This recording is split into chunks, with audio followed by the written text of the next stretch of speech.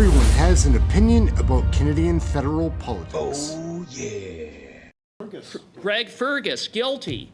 Justin Trudeau, guilty twice. Again, that's par for the course with these Liberals. That's the ethical standard. He said, I don't know who that Randy is. And he said it with a straight face. I don't know who that Randy is.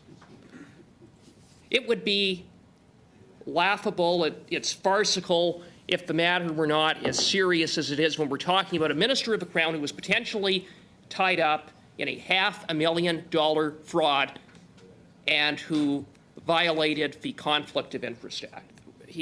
Justin Trudeau invited the media to watch the spectacle of Liberal MPs who, as Mr. Brock said, acted like trained seals and gleefully cheered on the Prime Minister, cheered on the Prime Minister's corruption. Hey gang, what's up? Just Aaron right here, Question Period Canada. How y'all doing? So do you recognize Michael Cooper? He's an MP from Alberta, a cowboy, giddy up. He's one of my favorites to watch. We've seen other MPs like Larry Brock and Michael Barrett, Stephanie Cousy on here.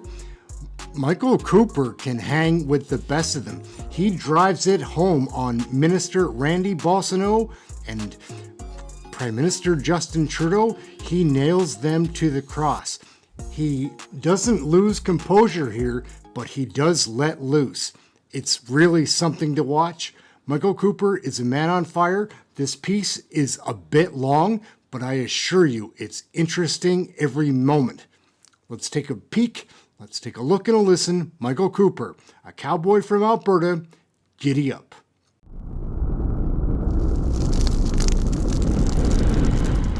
Mr. Cooper, Ms. Damoff, Mr. Green, Mr. Villemure, and then Mr. Turek has indicated he wants to speak. Mr. Cooper, go ahead, please.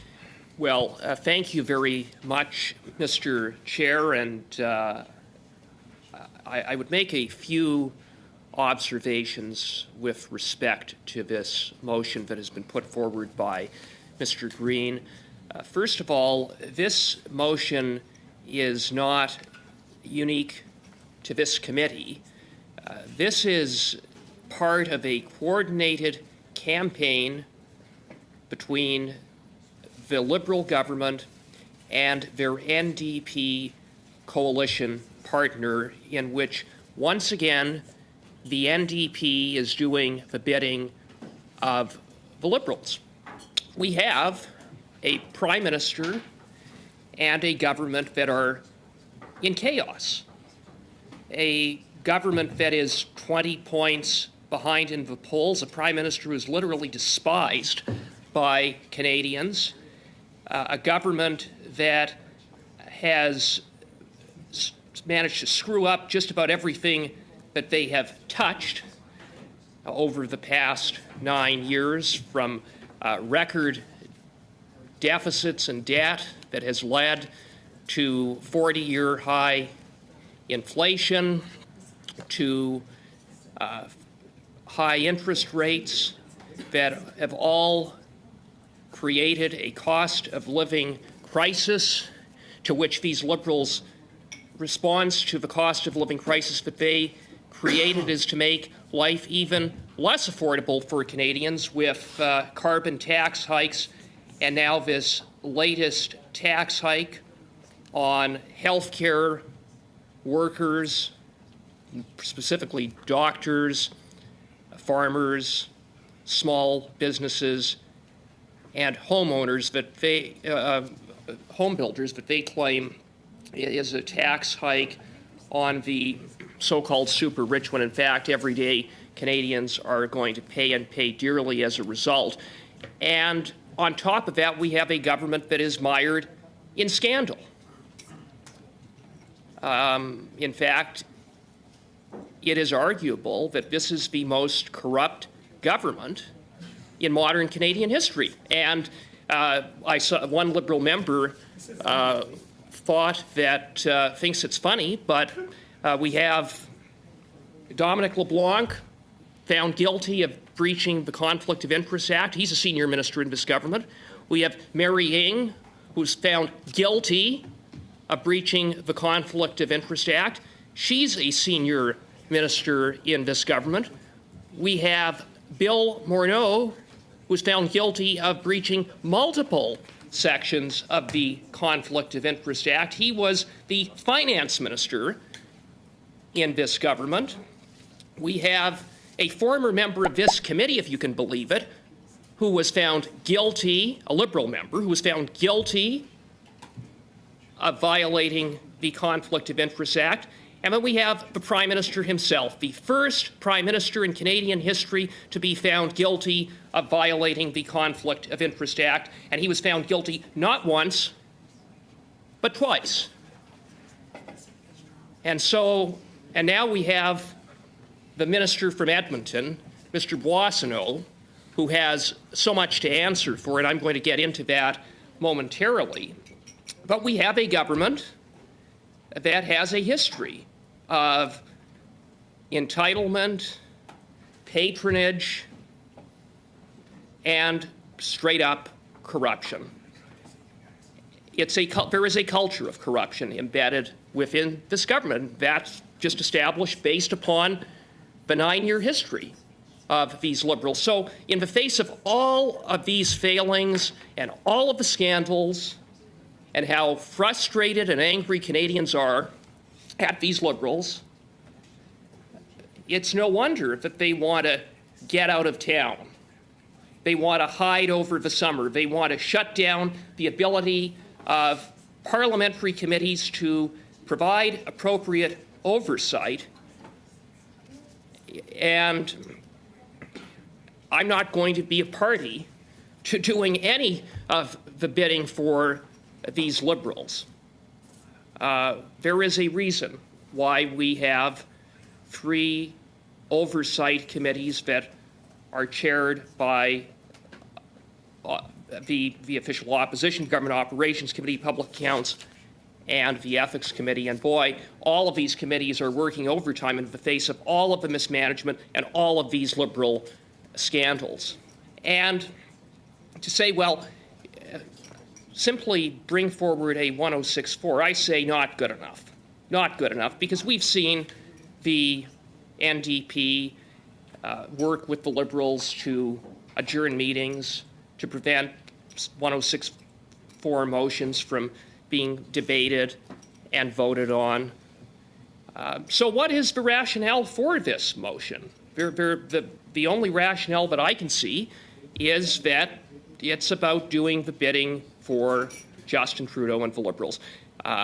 There is a reason why, in the standing orders, the chair has the discretion to convene a meeting. I say leave it to the chair of this committee, a very good chair. And we have, and I do want to zero in on the matter that we were discussing earlier today, and that is the cloud of scandal that hangs over the Minister of Employment, Mr. Boissonnault.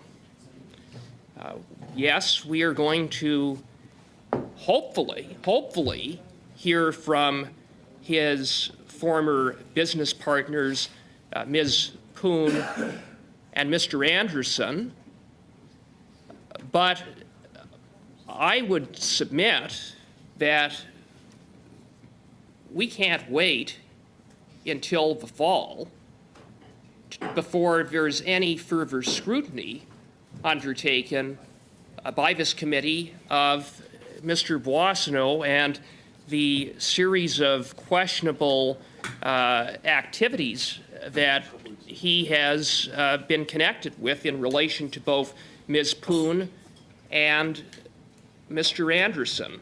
Let's look at what we're dealing with Mr. Boissonnault. We have a minister who had started up a company, a lobbying firm, after he lost his seat in the 2019 election. He got around, there was a loophole that allowed him to set up a company even though he couldn't lobby, and he hired Ms. Poon, who lobbied for his company. when he was returned to the House of Commons in 2021, he appropriately wound down that company.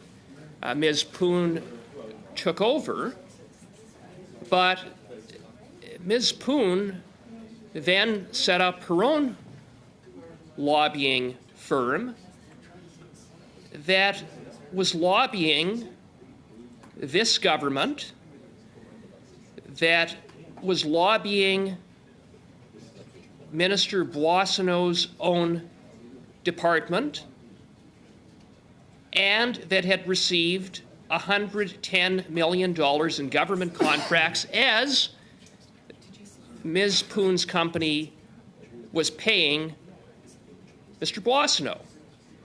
Mr. Boissonneau was not transparent. In fact, he attempted to hide his connection to Ms. Poon's lobbying firm by in the declaration that he made to the Ethics Commissioner, in which he hid behind the numbered company, not the name that the company or the lobbying firm, the company held itself out as. As a result, the Ethics Commissioner was unaware that the firm that was paying Mr. Boissonneau was lobbying his department and other departments within this government in securing contracts. Mr. Boissonneau said, well, there's nothing to see here because the payments that he was receiving from Ms. Poon's lobbying company were in relation to accounts receivable from work that he did prior to his election, except for the fact that he never did any work for Ms. Poon's company. So why is he being paid by Ms. Poon's company, a company he did no work for, a company that was lobbying his department, that was that was benefiting handsomely in securing $110 million in contracts? Mr. Boissonneau has provided no explanation for why he was being paid by Ms. Poon's company. It doesn't add up. We need to probe that. We also need to understand why it is that, you know, Mr. Boissonneau hid behind a numbered company. Why was he not transparent? Was it just a sloppiness on his part? Now, he says that he was cleared by the Ethics Commissioner. He hasn't been cleared by the Ethics Commissioner. And when he was asked about whether he's been cleared by the Lobbying Commissioner, as far as I understand, it's on the Lobbying Commissioner's radar, this issue. So there are many questions to be asked of Mr. Boissonneau in regards to what is, at the very least, a very questionable arrangement of having one's business partner lobby the department of the minister who's connected to that individual who's being paid by that company as that company is securing money from the federal government for clients. But then there is the issue around Global Health Imports Corporation and the question of where's Randy? Who is Randy? This is a company that Mr. Boissonneau set up just at the beginning of the pandemic. He had no experience in the PPE business, neither did Mr. Anderson, whose career was that of a hockey coach. But amazingly, they set up this company right at the time of the pandemic, and began to secure millions of dollars in government contracts for PPE. Raises some questions about how they managed to pull that off. Experts and those familiar with the industry said that it's almost impossible for essentially a two-person company with no track record, no experience, to suddenly start up a company and secure millions of dollars in this area. But I digress. Needless to say, all has not gone well at Global Health Imports Corporation. Mr. Boissonneau held himself out, as he confirmed when he appeared before this committee, as a business, as a partner at Global Health Imports with Mr. Anderson.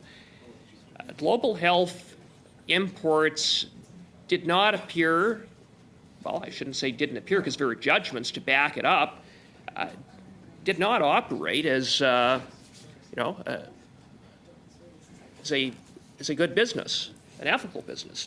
This is a company that has been hit with $7.8 million in judgments by Alberta courts for ripping off clients. $7.8 million in judgments by Alberta courts in respect of a company that Mr. Boissonneau started, held himself out as a partner at, and continues to have a 50% ownership in. Now, what does that say? Before getting into what the bigger issue is involving Mr. Boissonneau, just on that basis, what does that say about the standard of ethics within this Liberal government?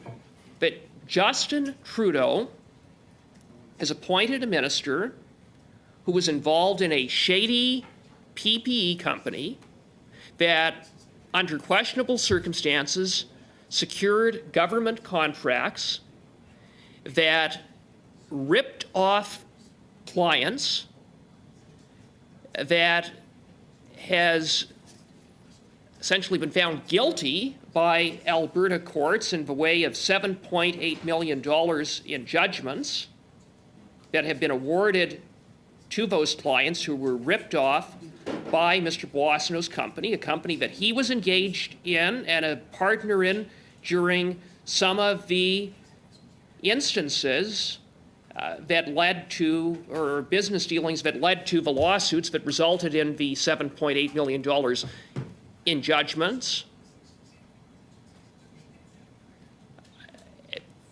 The fact that there is a minister in this government that was involved in those kinds of shady business dealings, who has a 50% interest in a company that is on the hook in judgments in the amount of $7.8 million, I would think would be enough to say, Mr. Boissonneau, you're done. You're fired. You don't meet the standard, the ethical standard of serving in the federal cabinet. But again, Mr. Boissonneau is not an outlier in this government when it comes to ethical misconduct. As I said, Dominic LeBlanc, guilty. Marrying, guilty. Bill Morneau, guilty. Greg Fergus, guilty. Justin Trudeau, guilty twice. So Randy Boissonneau, it sort of fits into the culture of corruption that I alluded to, that is so embedded in a government that is frankly rotten to the core. Rotten to the core. But then, Mr. Boissonneau says, there's, he said, well, when the $7.8 million in judgments came to light, he said, well, those lawsuits arose after I left. Well, it turns out that's not true. He lied. He straight up lied. Again, that's par for the course with these Liberals. That's the ethical standard of these Liberals. And then, the very day that Boissonnault was set to appear at this committee, where he was going to peddle the falsehood that he had been cleared by the ethics commissioner, Global News broke a story in which there were text messages from his then business partner at Global Health Imports, Anderson, of texts from Randy.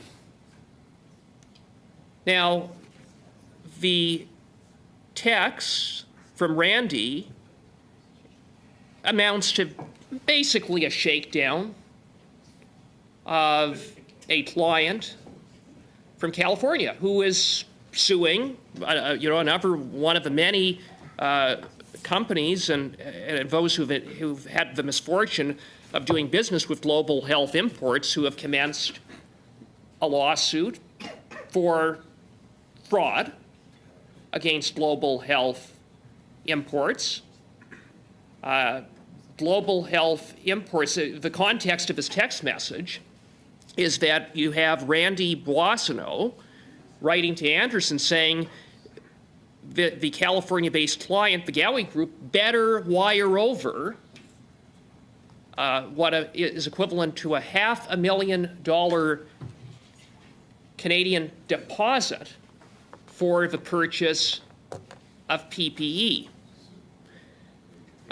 According to the Gowie Group, and there are records of it, they transferred the $500,000 to Mr. Boissonnault and Mr. Anderson's company,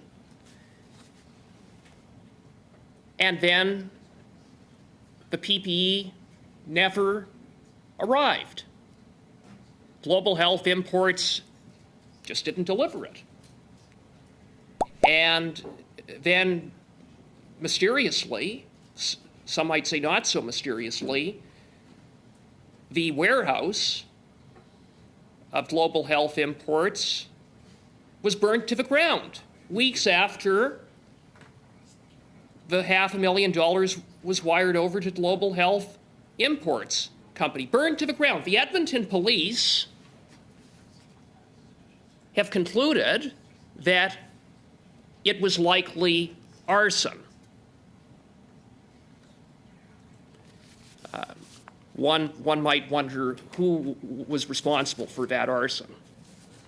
Global News reported that Anderson spoke about paying vendors after his company received insurance money. Just another coincidence. But so you have a minister that is involved in this very sketchy company. But what is really problematic, of course, about this text from Randy is that if it in fact is Mr. Boissonnault, and there's every reason to believe it is, it means that the minister was engaged in, participated in, a $500,000 fraud. But not only that, Mr. Boissonnault was a minister of the Crown on the date of the text messages and when this fraudulent transaction occurred that Global Health Imports orchestrated and Anderson orchestrated. Now, what is at issue there? Well, very simply, it is a blatant violation of the Conflict of Interest Act for a minister to be involved in the operations of a business, of any business. Mr. Boissonnault can retain ownership, but he cannot be involved in the operation of the business. So it's a straight-up contravention of the Conflict of Interest Act. But, you know, again, he would join the club. He would join the club of Dominic LeBlanc, Mary Ying, Bill Morneau, Greg Fergus, and Justin Trudeau in breaching the Conflict of Interest Act. So when Global News reported on these text messages, Randy Boissonneau said, "It's not me. It's a different Randy." I said, "Mr. Boissonneau," when he came before this committee, I said, "Would it be fair to say this is a fairly small company with a handful of people?" And he said, he acknowledged that would be fair. And so I said, "Then who's Randy? Who is he?" He said, "I don't know who that Randy is." And he said it with a straight face. "I don't know who that Randy is." It would be laughable, it's farcical, if the matter were not as serious as it is when we're talking about a minister of the Crown who was potentially tied up in a $500,000 fraud and who violated the Conflict of Interest Act, potentially. If in fact that Randy, if Randy, the minister, is the Randy in the text messages. Now, this really shouldn't be that hard to find Randy. It shouldn't be. Could there be another Randy? Well, if there is another Randy, then why can't, if not Mr. Boissonneau, identify him, and he should be able to identify him, why can't Anderson, Mr. Anderson, identify him?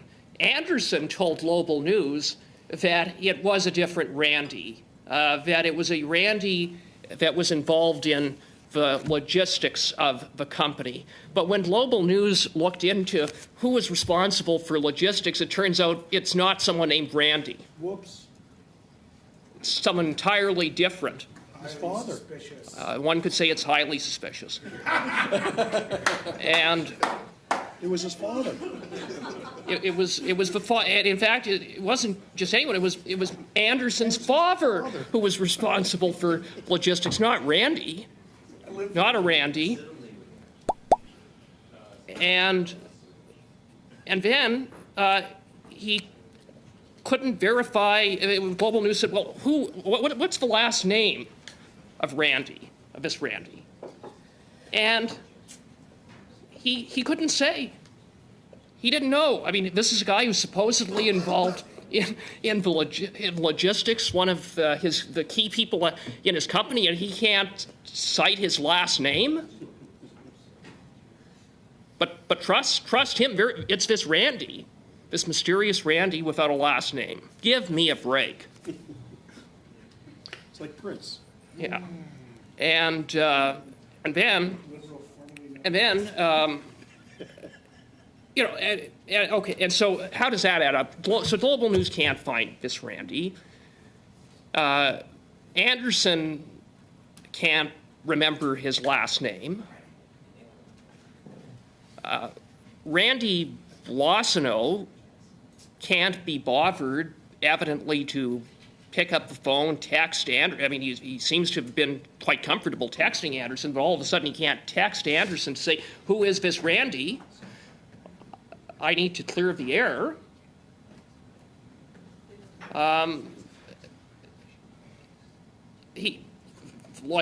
Could Anderson not pour over all of the employment records of like 5 people that work at the company to find this mysterious Randy? It is, and then Boissonneau said, "Well, I'm going to turn over. I've turned over my phone records."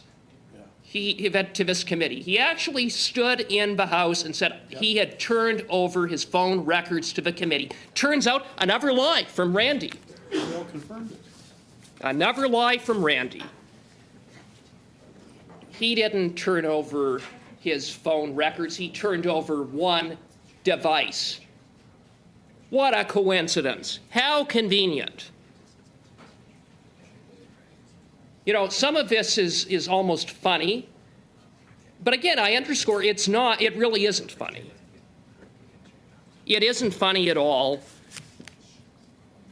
when we're dealing with allegations around a $500,000 fraud, the potential that a minister of the Crown violated the Conflict of Interest Act, and is playing Canadians for fools, as if Canadians are foolish, as if everyone are idiots. I mean, no one is fooled by this. No one is. Everyone knows that Randy in the text messages, the Randy involved in the $500,000 fraud is the same Randy who sits as a minister in Justin Trudeau's cabinet, and his name is Randy Boissonneau. Pull the Band-Aid off. Everyone knows that. And it speaks to how little respect Justin Trudeau and his ministers have for Canadians, how little respect they have for the law. They think they're above the law. They think the law doesn't apply to them. Dominic LeBlanc didn't think it applied to him. Mary Ng didn't think it applied to her. Bill Morneau didn't think it applied to him. Greg Fergus didn't think it applied to him. Justin Trudeau didn't think it applied to him. And Randy Boissonneau doesn't think it applies to him. Mr. Chair, we need to get answers. When Mr. Boissonneau came before this committee, he didn't answer any real questions. He wasn't fully truthful. He, in some instances, lied outright. In other cases, he sort of gave no partial answers or non-answers, interrupted, all to avoid accountability.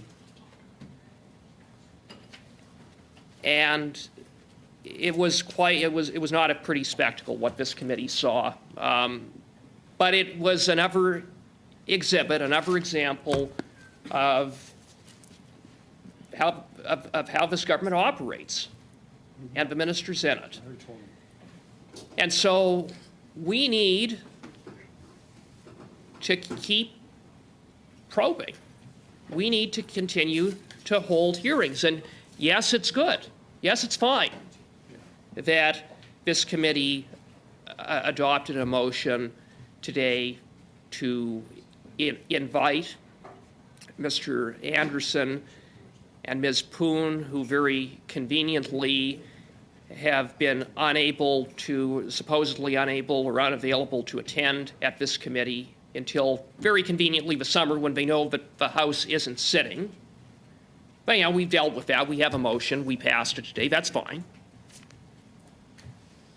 But I don't think it should take, after that, a 1064 to continue the probing on this very, very serious matter. A matter that if the Randy in the text messages isn't the same Randy who is the minister in Justin Trudeau's cabinet, the air would have been cleared long ago. And so I say we need to leave it to the chair. It's in the standing orders.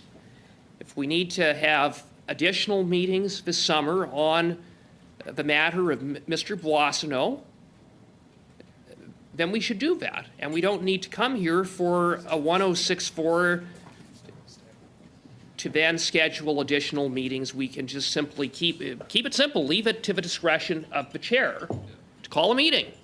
maybe we need to call Mr. Boissonneau back. We probably do, after we hear from Ms. Poon and Mr. Anderson. So let's provide the chair with the flexibility to do that. And we can continue to have conversations offline as these matters progress. And it's not, so that's the case of Mr. Boissonneau, but I go back to what I said at the beginning, that this is part of a coordinated effort by the Liberals to shut down the work of all committees. And there are several other committees that are holding hearings on Liberal corruption, including the $60 million Arrive scam at government operations, the Green Slush Fund at the Public Accounts Committee, a slush fund involving Liberal insiders who, under the watch of Navdeep Bains and the current minister, engaged in 186 conflicts in which board members funneled hundreds of millions of dollars to their own companies in some 63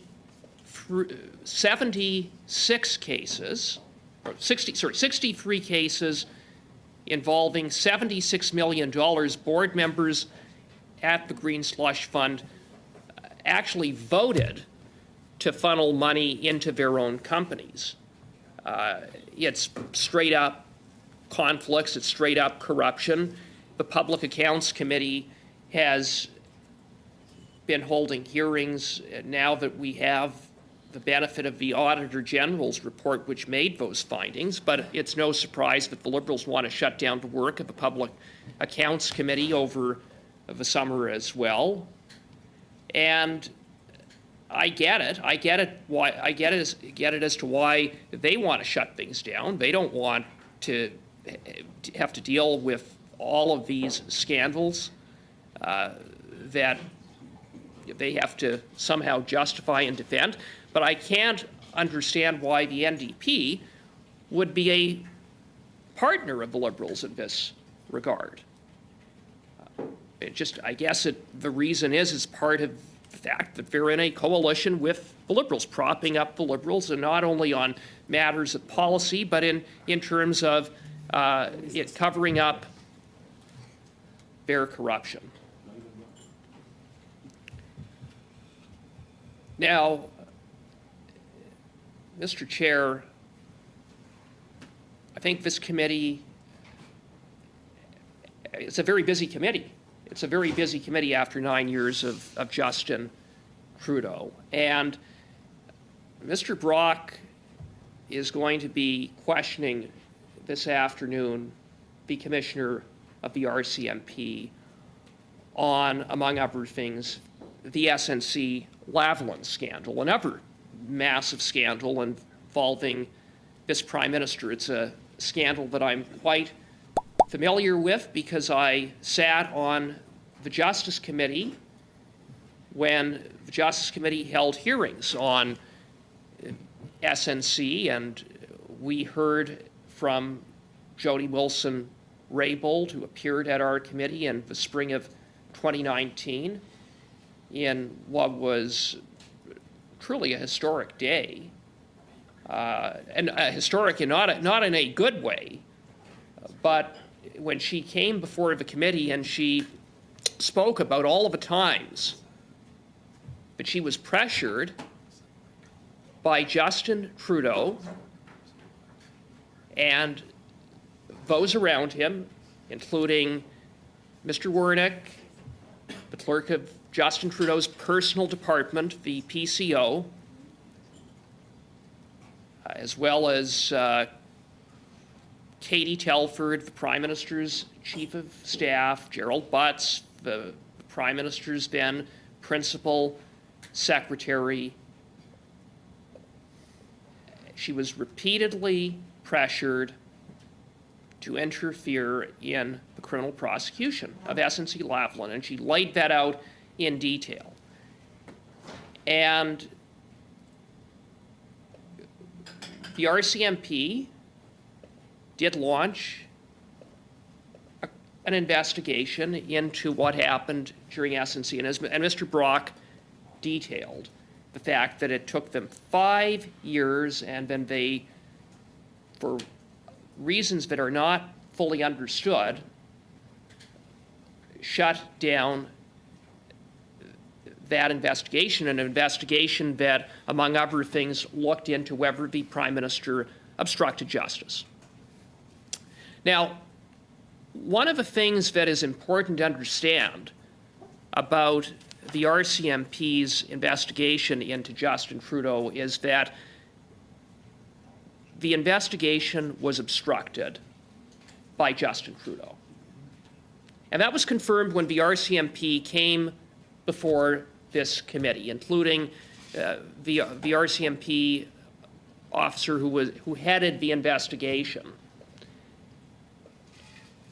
And how the Prime Minister has obstructed the RCMP investigation was by hiding behind cabinet confidence in refusing to turn over key documents to the RCMP, documents that the RCMP had requested be turned over to them, and the RCMP determined or requested those documents because the RCMP determined that they were absolutely material to determining whether, in fact, the Prime Minister obstructed justice. Now, to provide a little bit of background on what the RCMP requested and the Prime Minister refusing to turn over the documents, and how and what the Prime Minister did turn over versus what he didn't turn over, you have to go back to the spring of 2019. And you have to go back to before Jody Wilson-Raybould came before committee. She essentially had a gag that had been placed over her by the Prime Minister, and at the time having to do with cabinet confidence. So she said, look, there's a lot I'd like to talk about in terms of what went on behind closed doors, but I can't because of cabinet confidence. And I can remember the day that Bill Morneau brought down the budget in 2019. We shouted him out, let her speak. Let her speak. Take the gag off Jody Wilson-Raybould. Well, in the face of significant political pressure, the Prime Minister partially, and I did, but not fully. Prime Minister lifted or waived cabinet confidence up until Jody Wilson-Raybould was shuffled out as the Minister of Justice. What she could not reveal, what cabinet confidence has not been lifted, is what happened from the time that she was shuffled out of the portfolio of Minister of Justice and Attorney General to the time that she was fired from cabinet altogether by Justin Trudeau. Why does that matter? Well, according to the RCMP, when they appeared before this committee, the strongest theory that the Prime Minister obstructed justice was that he removed Jody Wilson-Raybould as Attorney General and installed a new Attorney General because that new Attorney General would make a different decision than Jody Wilson-Raybould. In other words, the new Attorney General would do the Prime Minister's bidding. That is what the RCMP said is the strongest theory on the question of whether the Prime Minister committed obstruction of justice, and it's why the RCMP requested cabinet documents during that period. And the RCMP did confirm at committee that, yes, that period is absolutely material to determining whether the Prime Minister obstructed justice. And the Prime Minister has consistently refused to lift cabinet confidence during that period. So what we have is a Prime Minister who is obstructing the RCMP investigation. Now, one can draw conclusions why. Jody Wilson-Raybould has said there are things that she said she would like to say, but she can't about that period. The RCMP says all of that evidence is material to getting to what is the strongest theory that the Prime Minister obstructed justice. And could it be that the Prime Minister is hiding behind cabinet confidence because there's evidence, strong evidence, that he obstructed justice? I would submit or suggest that that is the case. I mean, it doesn't take a rocket scientist to figure out that the Prime Minister, if he didn't cross the line of obstructing justice, he came right up to the line in sort of the best case scenario for the Prime Minister. Chair? Go ahead on your point of order. Thank you very much. I hate to interrupt, but can you let the committee know what resources? I understand we have resources to 1:30 or 1:12 today. 1:12? Yeah, so we have maximum of 2 hours. The meeting started at 11:02. We suspended for 10 minutes, and that brings us to 1:12. There's no way of getting more so Mr. Cooper can continue? I'm not sure because the instructions that I have were maximum 2 hours today. So, Okay. hold on.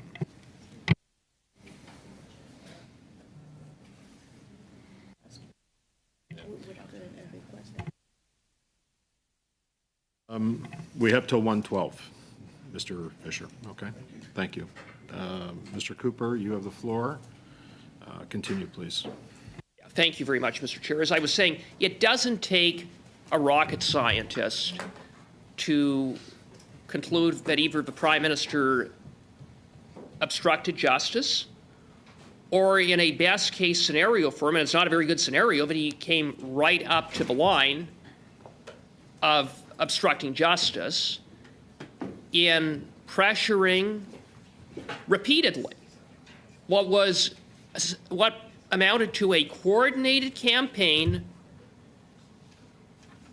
for Jody Wilson-Raybould to interfere in the decision in prosecution of SNC Lavalin, a decision that had been made independently by the Director of Public Prosecutions. The Prime Minister would not take no for an answer. And when it came to the conclusion that she would not budge, she was going to stand up to the Prime Minister and stand up for the rule of law, he fired her. And then he covered up, and is now covering up, the evidence that the RCMP says it needs to complete their investigation. As I said, if the Prime Minister didn't obstruct justice, he came right up to the line, and I would emphasize in that regard that no matter how you look at it, Justin Trudeau doesn't come off favorably in this. He may very well have broken the law, a criminal code, serious offense under the criminal code. But at the very least, he engaged in behavior that was completely unethical. He engaged in behavior that fits by every definition corruption. But it goes back to what I was saying earlier, that there is this culture of corruption within this government. And it starts at the top. The corruption starts at the top, and it starts with the Prime Minister. I have no doubt that the culture that we have seen is a direct result of what the standard that he has set. That the Conflict of Interest Act doesn't apply to me. That I'm, as the all-powerful Prime Minister, going to put pressure on my Attorney General to interfere in a prosecution, but I don't think should go forward, notwithstanding that the Director of Public Prosecutions made the independent determination that that prosecution ought to go forward. That I'm going to fire my Attorney General when she stands up for the rule of law. And I can get away with it because I'll just cover it up, just hide behind cabinet confidence. And, my colleague Mr. Brock talked about Jody Wilson-Raybould and Jane Philpott when they were kicked out of the Liberal caucus. Justin Trudeau invited the media to come.